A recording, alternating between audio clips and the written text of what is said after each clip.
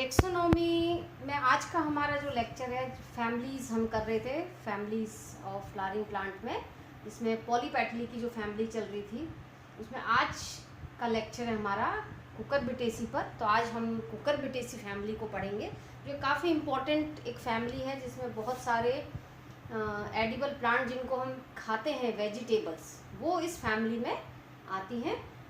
जो Cucurbitaceae family है इसका कॉमन नेम है गॉड फैमिली, कहते हैं इसको।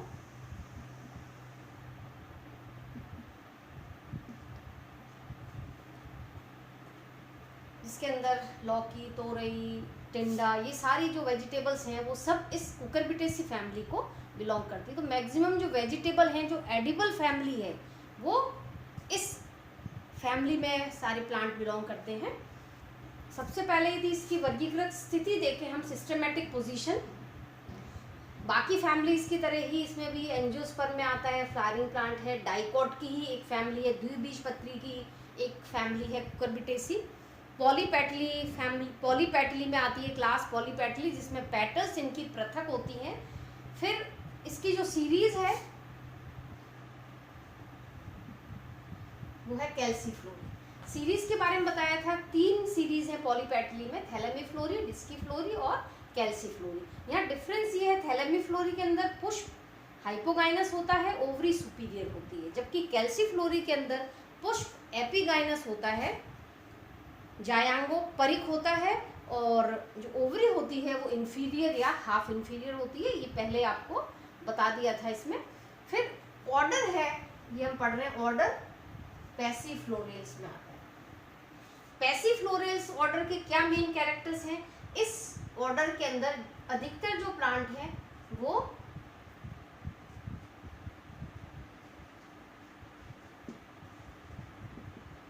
टेंड्रिल क्लाइंबर के रूप में होते हैं, प्रतान आरोही। हमने सभी ने लौकी की, तोरई की, काचरी की बेल देखी होगी, उसमें आपने देखा होगा नॉर्मली क्लाइंबर के रूप में होता है या ट्रेलिंग होता है, तल पर तलसर्पी ग्रोथ करता है, और उसमें टेंड्रिल होते हैं सपोर्ट के लिए। तो ज़्यादातर जो टेंड्रिल प्रतान आरोही पादप हैं वो इस ऑर्डर में रखे गए हैं पैसिफ्लोरेल्स के अंदर। और दूसरा जो इम्पोर्टेंट कैरेक्टर है इसके अंदर, फ्लावर होते हैं वो यूनिसेक्सुअल होते हैं, एक लिंगी।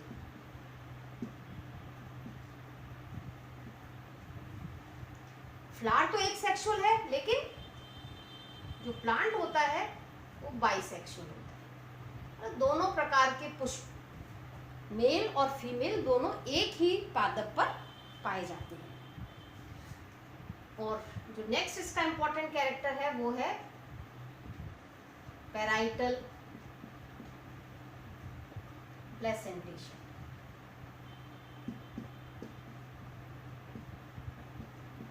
भित्तीय बीजांडान्यास। तो ये इस ऑर्डर के कैरेक्टर हैं। प्रतान आरोही पादप इस स्कूल में रखे गए हैं। इसकी विशेषता ये है कि इसमें पुष्प एकलिंगी होता है, लेकिन पादप द्विलिंगी होता है, और भित्तीय बीजांडान्यास इनमें पाया जाता है। नॉर्मली इसकी जनरा स्पीसीज, इंडिया की बात करें, इंडिया के अंदर नॉर्मली 37 जनरा हैं और अप्रॉक्सीमेटली 97 स्पीसीज इसके अंदर पाई जाती हैं। ट्रॉपिकल, सब ट्रॉपिकल रीजन के अंदर मिलती हैं, कटिबंधीय और उष्ण कटिबंधीय सभी क्षेत्रों में इसकी जातियां पाई जाती हैं। थोड़ा सा यदि वेजिटेटिव कैरेक्टर्स देखें इसके,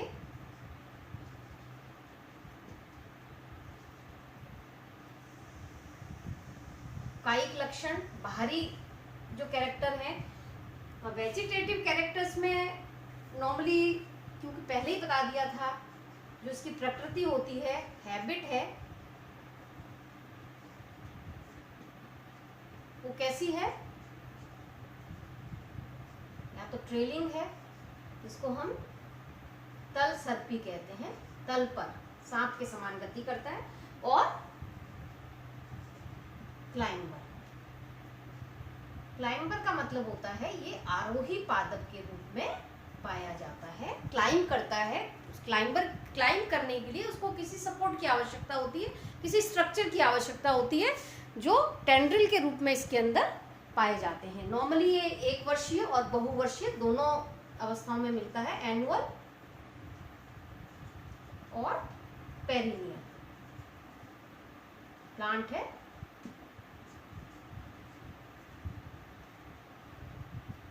एक वर्षीय या फिर बहुवर्षीय शाक के रूप में इसके पादप सामान्यतः पाए जाते हैं।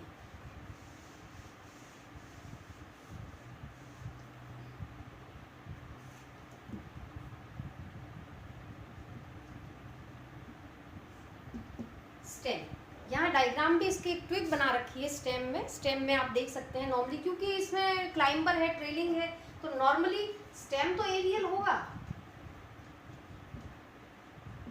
वायवीय है, लेकिन कैसा होगा, वीक होगा, कमजोर होगा, इरेक्ट नहीं होगा, सीधा खड़ा हुआ नहीं होता है, वीक के रूप में होता है और टेंड्रिल क्लाइंबर के रूप में पाया जाता है।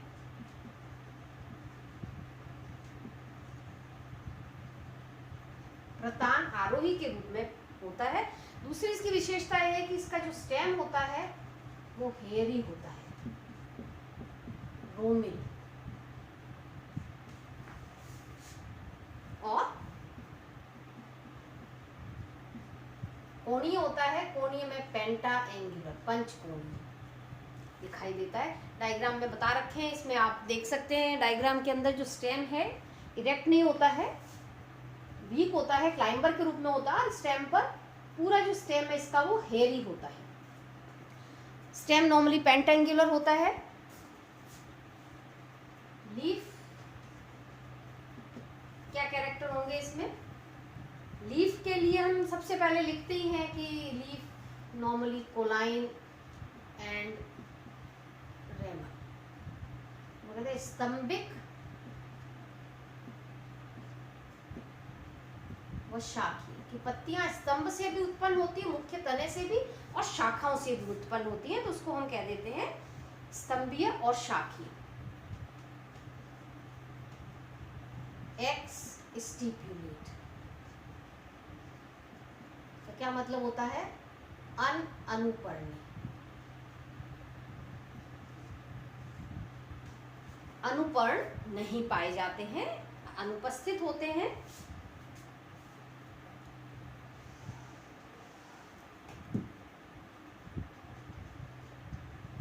ऑल्टरनेट, एकांतर, पीटियोलेट, मतलब होता है काफी अच्छा व्रंत पाया जाता है, तो पत्तियां इसकी व्रंत युक्त होती है। डायग्राम में भी देख सकते हैं, लीफ में व्रंत बना हुआ है। सिंपल, सरल होती हैं और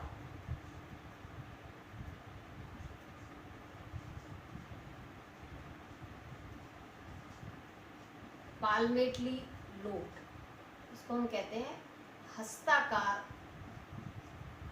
पालित। यहाँ कंफ्यूज ना हो, मैंने लीफ लिखा है सरल होती, कंपाउंड नहीं होती। कंपाउंड पत्तियां दो तरह की होती, पिन्नेटली कंपाउंड और पाल्मेटली कंपाउंड, हस्ताकार संयुक्त और पिच्छाकार संयुक्त। लेकिन यहाँ हमने देखा पाल्मेटली लोब्ड होती है, सिर्फ पाली युक्त होती है। वो लीफ है उसमें थोड़े से कटाव है, लेकिन जो कटाव है वो मध्य शिरा तक नहीं होते हैं, तो ये पाली युक्त हो जाती, लोब्स बन जाते हैं इसके अंदर। इसको हम कह देते हैं, इस तरह की पत्ती को पाल्मेटली लोब्ड, क्योंकि ये पत्तियां हम सब ने देखी हुई हैं, लौकी, तोरई, काचरी, घिया, सबकी। तो कंपाउंड नहीं है, सिंपल पत्ती है, लेकिन पाल्मेटली लोब्ड पत्ती इसके अंदर पाई जाती है। और जब पाल्मेटली लोब्ड होती है तो जो उसका वेनेशन होगा वो मल्टीकोस्टेट, रेटिक्यूलेट,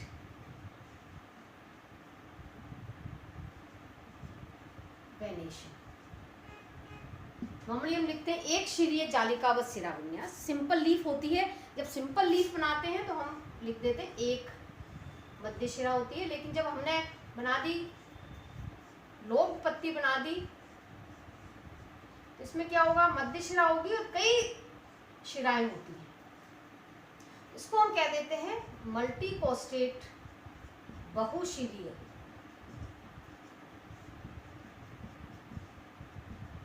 जालिकावत शिरा विन्यास।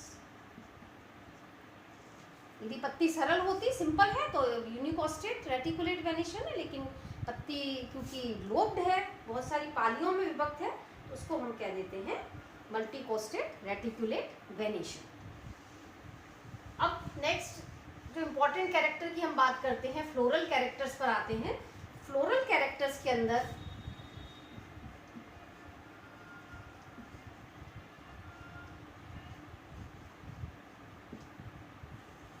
इसको हम कहते हैं पुष्पीय लक्षण।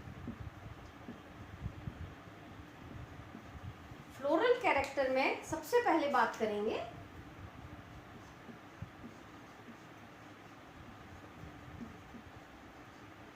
पुष्पक्रम की। बिल्कुल सिंपल प्रकार का पुष्पक्रम इनके अंदर पाया जाता है। जो नॉर्मली इन्फ्लोरेसेंस है वो अधिकतर प्लांट्स के अंदर सॉलिटरी एक्सिलरी प्रकार का पाया जाता है। सॉलिटरी एक्सिलरी क्या होता है, एकल कक्षस्थ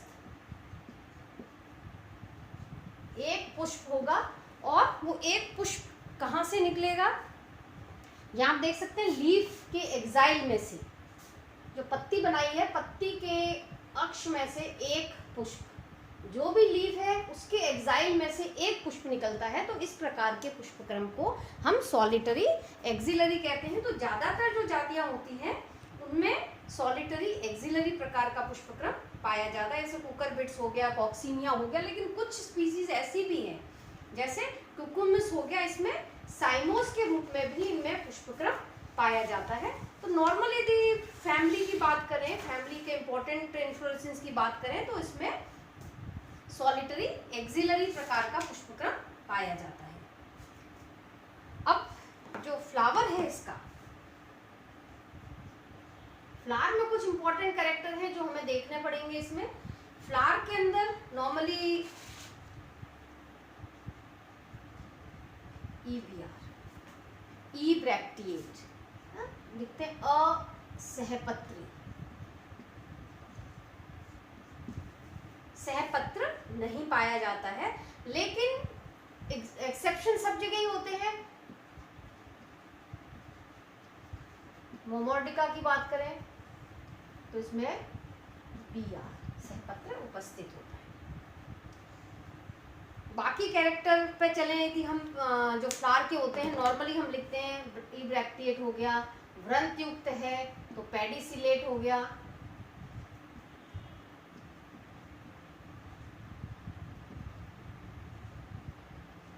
ठीक है, अब जो इंपॉर्टेंट कैरेक्टर आ रहा है यहाँ पे वो क्या है,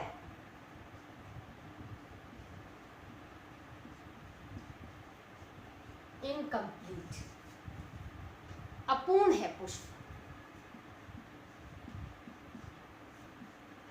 अपूर्ण है इसका मतलब नॉर्मली पुष्प के अंदर 4 चक्र होते हैं, 4 वर्ण होते हैं, 4 पार्ट होते हैं, calyx, Corolla, androecium and gynoecium. अब इनकम्प्लीट है तो इसका मतलब ये हो गया इसमें सिर्फ 3 ही चक्र होंगे। तो एक कोई भी part normally male reproductive organ या फिर फीमेल रिप्रोडक्टिव ऑर्गन या तो एंड्रोशियम या गाइनोशियम अनुपस्थित होते हैं। जब इनकम्प्लीट है तो हम कहेंगे यूनिसेक्सुअल, एक लिंगी। बाकी एक्टिनोमॉर्फिक,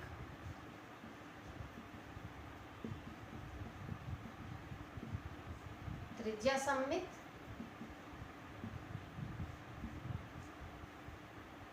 और एपीगाइनस।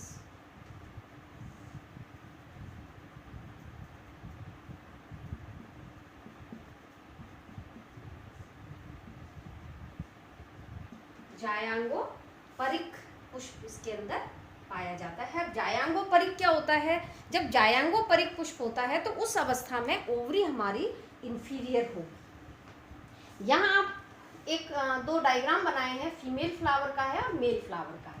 इसमें आप देख सकते हैं ओवरी की पोजीशन कहाँ पर है, नीचे जो पेडिसल है, पेडिसल के ऊपर डायरेक्ट ओवरी ओव्यूल लगे हुए हैं और उसके ऊपर सेपल पेटल लगे हुए। अब क्योंकि फीमेल फ्लावर है तो स्टेमन्स तो है नहीं इसमें, तो जो कैलिक्स हो गया और करोला हो गया वो ओवरी के ऊपर से उत्पन्न हो रहे हैं। इसको हम कहेंगे पुष्प कैसा है, एपिगाइनस है, जायांगोपरिक है और ओवरी इंफीरियर होती, ओवरी नीचे होती है इसलिए ओवरी इंफीरियर कहलाती है। ऐसे ही मेल फ्लावर में देख सकते हैं, ये इसका पेडिसल है, स्टेमन्स और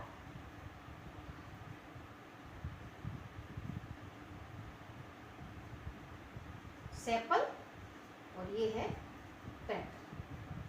इसमें गाइनोशियम नहीं है, मेल फ्लावर है तो मादा जननांग अनुपस्थित होता है, फीमेल फ्लावर के अंदर नर जननांग स्टेमन्स के रूप में नहीं पाए जाते हैं। तो यदि हम फ्लावर में जो मेन इंपॉर्टेंट कैरेक्टर क्या हो गया, एक तो इनकम्प्लीट है, अपूर्ण है, अपूर्ण में यूनिसेक्सुअल है, या तो मेल रिप्रोडक्टिव ऑर्गन होगा या फिर फीमेल रिप्रोडक्टिव ऑर्गन होगा। तो यूनिसेक्सुअल में हम कह सकते हैं दो तरह के पुष्प मिलते हैं, स्टेमिनेट या फिर पिस्टिलेट, पुंकेसरी और स्त्री Kesari.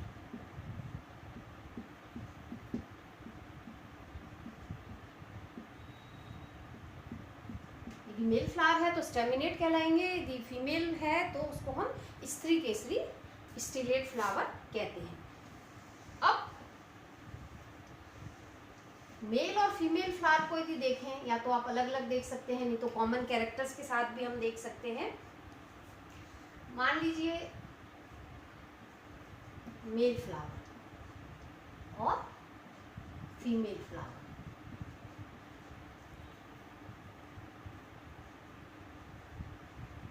Calyx, 5 sepal, gamosepalous,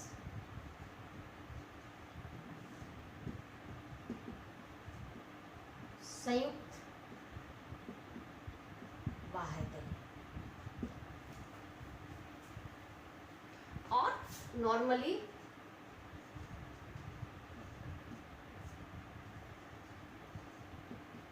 valvate एस्टाइलेशन,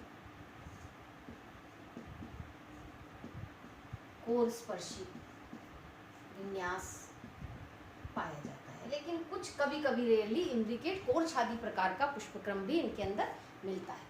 female flower में भी सेम कैरेक्टर्स,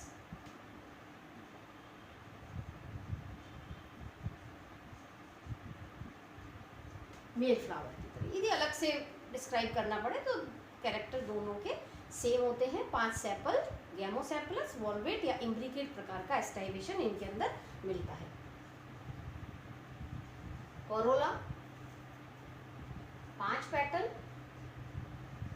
अब वैसे तो पॉलीपेटली का मेंबर है, लेकिन इनमें ज्यादातर स्पीसीज के अंदर गैमोपेटलस कंडीशन पाई जाती है।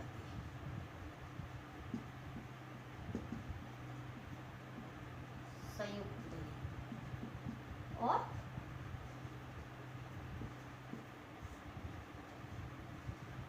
वॉल्वेट एस्टाइलेशन, कोर स्पर्शी विन्यास, इसमें भी सेम एज मेल फ्लावर। दोनों में कैलिक्स करोला की पोजीशन सेम होती है, डिफरेंस नहीं होता है। अब क्योंकि मेल फ्लावर है तो इसमें क्या होगा,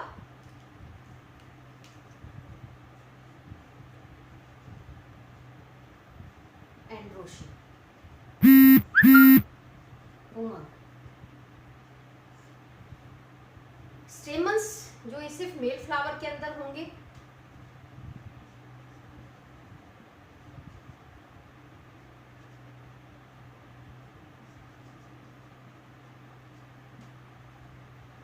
नॉर्मली हम कहते हैं स्टेमन्स 5 होते हैं, पॉलीएंड्रस पृथक होते हैं, लेकिन इस फैमिली के अंदर पॉलीएंड्रस के साथ साथ एक बहुत इंपॉर्टेंट कंडीशन पाई जाती है जिसे हम सिन एंड्री भी कहते हैं। सिनएंड्री का मतलब होता है कि जो पुंकेसर होते हैं वो आपस में जुड़े हुए होते हैं, सपुंमकता। इस सिनएंड्री के अंदर anther lobe and filament are fused. हमने इस तरह की कंडीशन और देखी, मोनोडेल्फस कंडीशन देखी थी, मालवेसी के अंदर होती है, जिसमें पुंकेसर बहुत सारे होते हैं, जिसमें एंथर लोब आपस में जुड़ जाते हैं लेकिन उनके फिलामेंट अलग होते हैं। सिनजिनेशियस कंडीशन युक्त कोशी अवस्था एस्ट्रेसी फैमिली के अंदर मिलती है, जिसमें एंथर लोब जुड़ते हैं और फिलामेंट अलग हो जाते हैं। और यहाँ है सिनएंड्री, जिसमें एंथर लोब और फिलामेंट दोनों ही फ्यूज हो जाते हैं, उसको सिनएंड्री कहते हैं। और इस तरह की अवस्था पाई जाती है फैमिली कुकुरबिटेसी के अंदर। तो ये टर्म अपने को याद रखनी है यहाँ पर, सिनएंड्री। किस कुल में मिलती है? फैमिली कुकुरबिटेसी के अंदर क्या होता है? सिनएंड्री, जिसमें एंथर लोब और फिलामेंट दोनों ही आपस में संयुक्त हो जाते हैं। अब ज्यादातर स्पीसीज के अंदर क्या होता है इसमें कि 3 स्टेमन्स दिखाई देते हैं। उसमें जो एक स्टेमन है वो एक कोष्ठी, मोनोथीकस, और जो 2 स्टेमन्स हैं वो होते हैं डाइथीकस। स्टेमन तो 5 ही होते हैं, लेकिन जो इस तरह की अवस्था इसलिए दिखाई देती है फ्यूजन के कारण। तो इसमें जो अवस्था होती है 1+2+2, ये अवस्था क्या कहलाती है? इसमें क्या ज्यादातर 3 पुंकेसर होते हैं, जिनमें से एक तो एक कोष्ठी मोनोथीकस होता है और 2 द्विकोष्ठी परागकोश वाले होते हैं। इस तरह की कंडीशन में नॉर्मली जो 2 पुंकेसर के पेयर हैं उनके फिलामेंट और परागकोश के आपस में फ्यूजन के कारण इस तरह की स्थिति बनती है, क्योंकि एंथर लोब और जो फिलामेंट है वो एक दूसरे के काफी पास में आ जाते हैं। पास में आने के कारण क्या है, वो संयुक्त हो जाते हैं, जुड़ जाते हैं। तो जो स्टेमन्स नॉर्मली ये दिखाई देते हैं वो 3 स्टेमन्स इसके अंदर दिखाई देते हैं। एक मोनोथीकस अवस्था दिखाई देती है और 2 की डाइथीकस अवस्था दिखाई देती है, जैसे कि फ्लोरल डायग्राम में आप देख रहे हैं। एक मोनोथीकस और 2 स्टेमन्स आपस में जुड़े हुए होते हैं, जो डाइथीकस अवस्था इसके अंदर होती है, और सभी आपस में जुड़े हुए होते हैं, जिसको हम सिनएंड्री अवस्था कहलाती है। जब हम फीमेल फ्लावर की बात करेंगे तो इसके अंदर अनुपस्थित होते हैं, एंड्रोशियम नहीं पाया जाता है, या फिर कभी कभी जो एंड्रोशियम है वो स्टेमिनोड्स के रूप में इनके अंदर उपस्थित होता है। तो यहाँ एब्सेंट हो गया। अब मेल फ्लावर में तो 3 पार्ट हो गए, कैलिक्स, कोरोला और एंड्रोशियम। कैलिक्स और कोरोला मेल और फीमेल फ्लावर में बिल्कुल सेम होते हैं। एंड्रोशियम फीमेल फ्लावर के अंदर नहीं पाया जाता है। तो अब फीमेल फ्लावर में क्या बचा? गाइनोशियम, जायांग।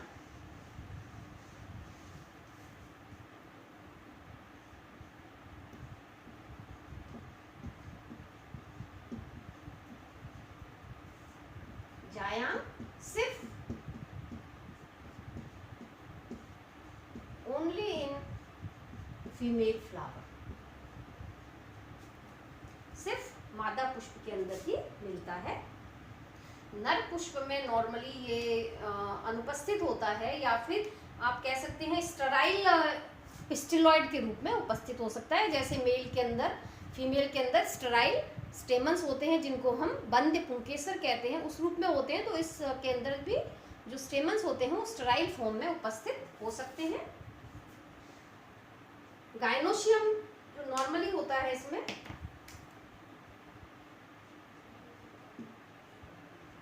ट्राइकार्पलरी, त्रिअंडकी,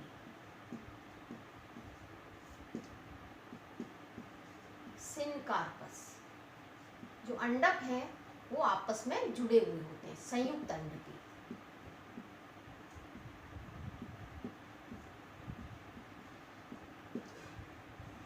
लेकिन यूनिलोक्यूलर, एक कोष्ठी।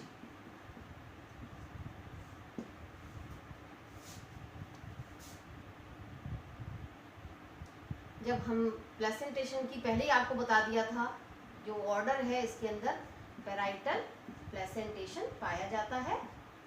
द्वितीय बीजांडान्यास होता है। पैराइटल, इसमें जो विशेषता क्या है इसकी पैराइटल प्रेजेंटेशन में, जो उसकी ओवरी वॉल है इनर, जहाँ पे ओवरी वॉल अंदर फ्यूज होती है उस स्थान पर प्लेसेंटा डेवलप होता है। और ये जो ओवरी वॉल है वो अंदर की तरफ उनका स्यूचर इतना अधिक होता है कि ऐसा लग रहा है ट्राई कार्पलर है, लेकिन होती है ट्राई लॉक्यूलर है, लेकिन होती यूनिलॉक्यूलर है। और जो ओवरी वॉल फ्यूज होती है कार्पल की, वहां पर प्लेसेंटा डेवलप होता है और वहां पर उस स्थान पर ओव्यूल इतने पास पास आ जाते हैं कि वो जो पोजीशन है उसकी वो ट्राई लॉक्यूलर दिखाई देती है, लेकिन होती है यूनिलॉक्यूलर है। और पैराइटल प्रेजेंटेशन है जहां पर वॉल मिलती है उस स्थान पर, क्योंकि हम लिख रहे हैं ट्राई कार्पल है तो 3 कार्पल हैं और तीनों कार्पल जहां फ्यूज होते हैं आपस में, उस स्थान पर प्लेसेंटा बीजांडान्यास का निर्माण होता है और वहां पर बीजांड या ओव्यूल लगे हुए होते हैं। और ओवरी इंफीरियर, क्योंकि एपिगाइनस हमने बता दिया था, तो ओवरी कैसी होगी इसमें, अधोवर्ती।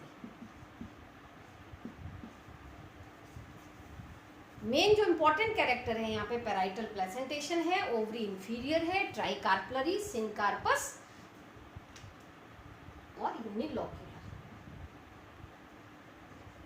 फ्रूट की बात करें तो एक नाम याद रखिए बस आप, फ्रूट पीपो प्रकार का होता है।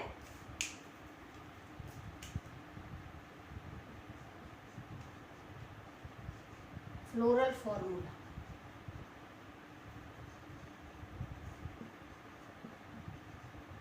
सूत्र, क्योंकि अब हमारे तो फ्लावर तो यूनिसेक्सुअल है, मेल फ्लावर अलग होता है, फीमेल फ्लावर अलग होता है, तो हम फ्लोरल फॉर्मूला भी अलग अलग ही लिखेंगे। मान लीजिए पहले हम लिखते हैं मेल फ्लावर का, तो क्या होना चाहिए, हमने लिख दिया था ब्रैक्ट नहीं है, ईबीआर है, एक्टिनोमॉर्फिक है। अब मेल फ्लावर का लिख रहे हैं तो हम यहाँ पे सिर्फ एक ही साइन बनाएंगे, K5 जुड़े हुए हैं, C5 जुड़े हुए हैं, A1 + 2 + 2, ये दोनों हमने जुड़ गए इसलिए ब्रैकेट में लिख दिया। गाइनोशियम इज 0, अनुपस्थित है, 0 लगा दिया हमने इसके पीछे। जब हम फ्लोरल फॉर्मूला लिखेंगे, अब फीमेल फ्लावर का क्या होगा, सेम ईबीआर, एक्टिनोमॉर्फिक। अब हम साइन यहाँ पे फीमेल का बना देंगे, कैलिक्स में कोई अंतर नहीं है, C5 इन ब्रैकेट। अब यहाँ पे क्या किया हमने, ए लगा दिया 0। फीमेल फ्लावर के अंदर स्टेमन्स अनुपस्थित होते हैं तो हमने लिख दिया 0। गाइनोशियम, ट्राइकार्पलरी, 3 अंडपी, सिनकार्पस और ओवरी इज इंफीरियर। ये जो हमने ऊपर साइन बनाई है ये इंडिकेट करता है कि ओवरी कैसी है, इंफीरियर है। यहाँ पे आप फ्लोरल डायग्राम देख सकते हैं,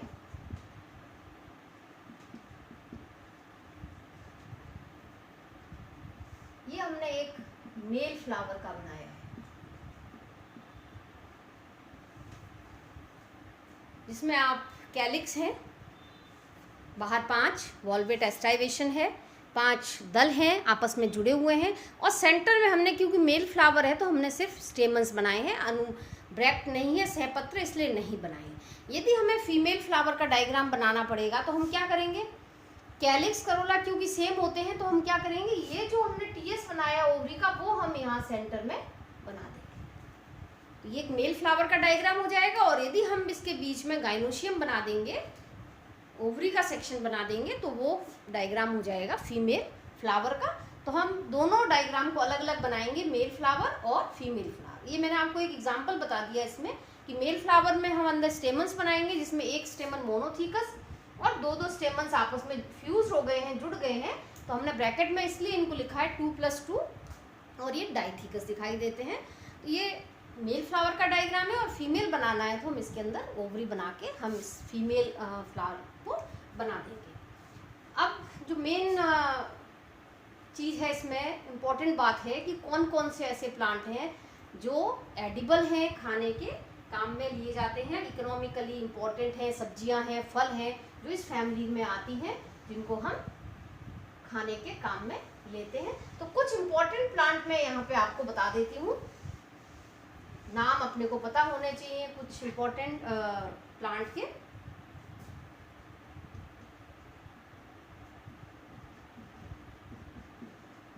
इम्पोर्टेंट प्लांट्स ऑफ फैमिली, इस फैमिली के कौन कौन से मुख्य मुख्य प्लांट हैं जो कि यूज होते हैं। मेनली हम जो यूज करते हैं इसमें वो है वेजिटेबल एंड फ्रूट्स के रूप में।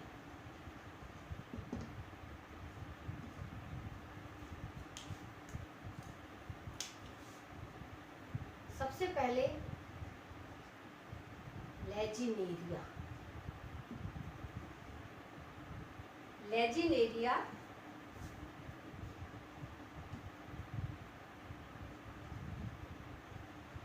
साइसेरिया, ये कहलाती है लौकी, बॉटल गार्ड जिसको हम कहते हैं। ठीक है, तो ये अपने को नाम याद रखना है।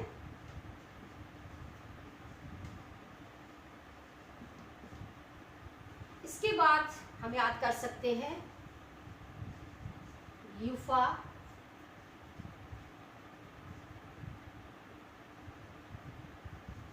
एक्यूट एंगुला जो कहलाती है तोरई, रिप्ड गार्ड कहते हैं जिसको हम। और स्मूथ यदि तोरई की बात करें तो ल्यूफा,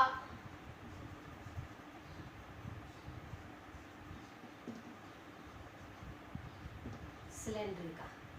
हमने दो तरह की तोरई देखी है, एक पे धारियां बनी हुई होती हैं, लाइनें बनी हुई होती है, रिप्ड गार्ड कहते हैं जिसको हम, और इसको हम कह देते हैं स्मूथ गार्ड। ठीक है, कुकुरबिटा हीपो जो पंपकिन या कद्दू के नाम से जाना जाता है।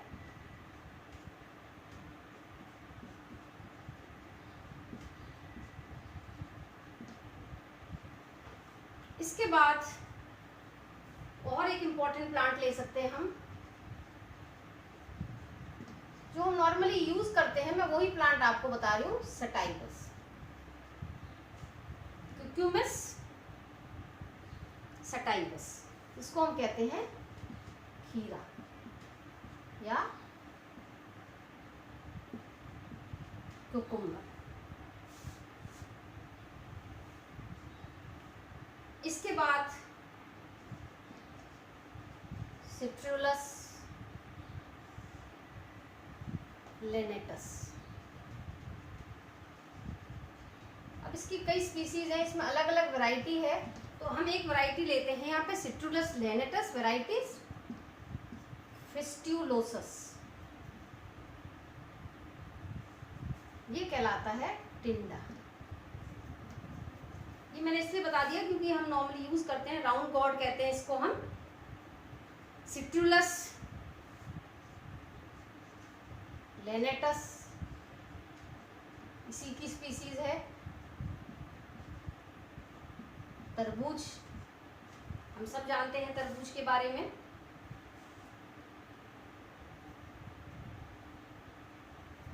यहाँ पे मैं एक और नाम बता दूं आपको, क्यूक्यूमस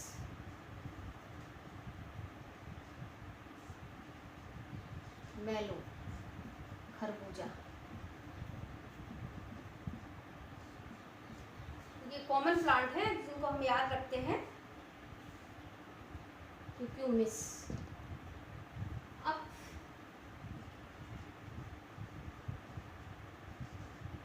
वमोर्डिका करेंटिया, वमोर्डिका करेंटिया जिसको हम करेला कहते हैं, बिटर का।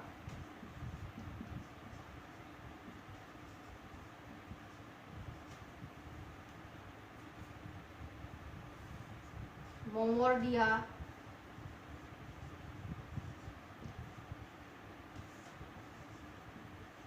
डायोका जो कि कहलाता है जंगली करेला, इस पे कांटे होते हैं, स्पाइंस होते हैं, या फिर इसको हम ककोड़ा भी कहते हैं। ये जो कॉमन प्लांट हैं जो हम सब ने देखे हुए हैं, हमने खाए हुए भी हैं, ये कुछ प्लांट के नाम आपको बताएं। इसमें लेजिनेरिया, साइसेरिया जैसे लौकी है, तोरई है। ये जो तोरई है वो स्मूथ वाली है, स्मूथ का। तोरई दो तरह की हैं, एक पे लाइन होती है जिसलिए इसको एक्यूट एंगुला कहते हैं, एंगल्स बने हुए होते हैं, कोणाकार होती है। और जो चिकनी तोरई होती है वो, उसको हम ल्यूफा सिलेंड्रिका कहते हैं। अब एक और नाम मैं बता देती हूँ, क्यूक्यूमिस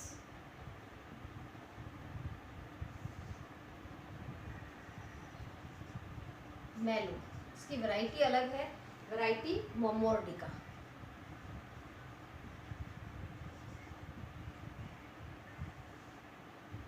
जो कहलाता है काचरा।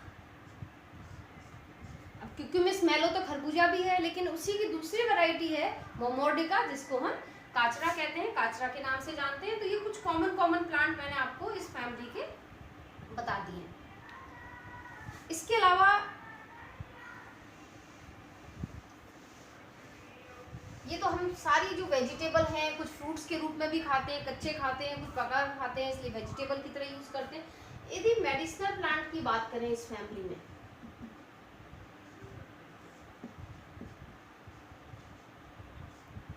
तो एक नाम मैं यहाँ पे बता देती हूँ आपको मेडिसिनल के अंदर,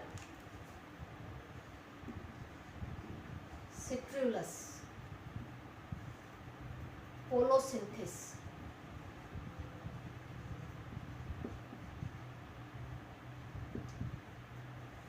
इसको हम तुम्बा के नाम से जानते हैं। ये जो सिट्रुलस कोलोसिंथिस है, रेनी सीजन में जो एक क्लाइंबर के रूप में, ट्रेलिंग प्लांट के रूप में खेतों के अंदर मिलता है। और इस प्लांट से इसके जो फ्रूट्स होते हैं, सबको पता है फ्रूट्स की मेडिसिनल वैल्यू काफ़ी है। जो फ्रूट्स होते हैं उससे कोलोसिंथेन नामक एक पदार्थ मिलता है।